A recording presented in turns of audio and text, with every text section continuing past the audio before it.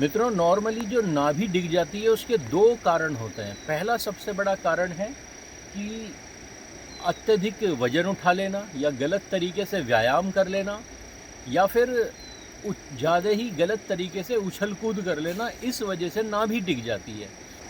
तो मित्रों, अगर नाभि गलत व्यायाम करने से या फिर गलत तरीके से वजन उठाने से अगर डिग जाती है तो उसे कुछ व्यायाम के द्वारा ही ठीक किया जाता है। जैसे अगर नाभि डिग गई है तो उसके लिए एक अच्छा व्यायाम है कि पैर को इस तरह से रखा जाए और धीमी गति से इसे ज़मीन की तरफ लगाया जाए।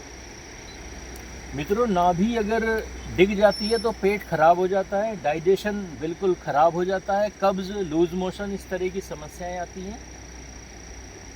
तो ये व्यायाम है, दोनों तरफ से ये करना है। रेगुलर 10-10 बार 15-15 मिनट ये व्यायाम आप करेंगे तो आप देखेंगे कुछ ही टाइम में आपकी नाभि ठीक हो जाती है, अगर गलत व्यायाम करने से ये हुई है। परंतु 90% जितनी भी जो नाभि डिगी हुई हैं उनका सबसे बड़ा कारण होता है गलत खान पान, जिससे वायु बिगड़ती है।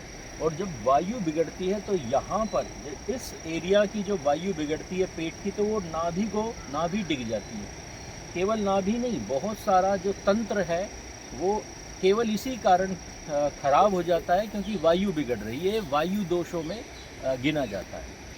तो अगर गलत खान पान के कारण वायु खराब है, और इसकी पहचान कैसे होगी? इसकी पहचान इसलिए होती है, अगर कभी भी आपको लगे आपकी नाभि डिगी हुई है, आप व्यायाम करवाइए।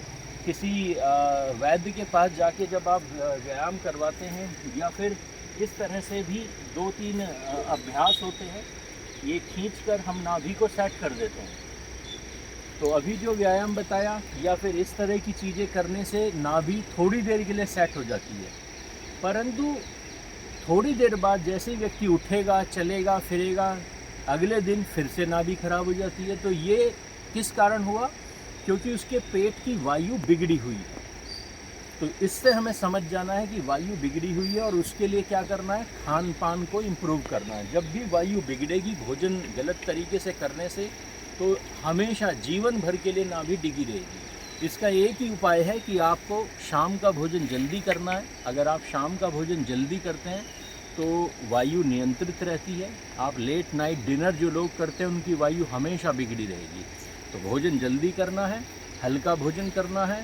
घी वायु को दूर करता है, वायु दोषों को शुद्ध घी से दूर किया जाता है। तो घी प्रयोग करने के 2 तरीके हैं। अगर नाभि डिगी हुई है तो रात को सोते समय नाभि में तेल या घी डालकर आपको सोना है, क्योंकि जब वायु दोष शरीर में होता है तो शरीर भीतर से शुष्क हो जाता है, रूखा हो जाता है, जिसके कारण ये सारी समस्याएं आती है। स्निग्धता वायु दोषों को दूर करती है।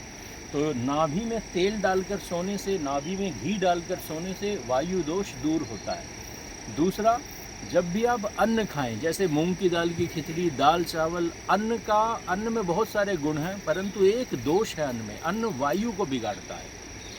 तो इसलिए आयुर्वेद का विधान है कि जब भी भोजन करें घी डालकर ही भोजन करें, भोजन में घृत होना चाहिए। तो शाम के समय विशेष रूप से जो आपका भोजन है ये हल्का होना चाहिए, इसमें घृत की मात्रा अधिक होनी चाहिए। अगर आप इस तरह से सेवन करते हैं और सूर्यास्त से पहले भोजन करते हैं तो वायु दोष दूर होगा और आपकी डिगी हुई नाभि धीरे धीरे सही जगह पर आ जाएगी।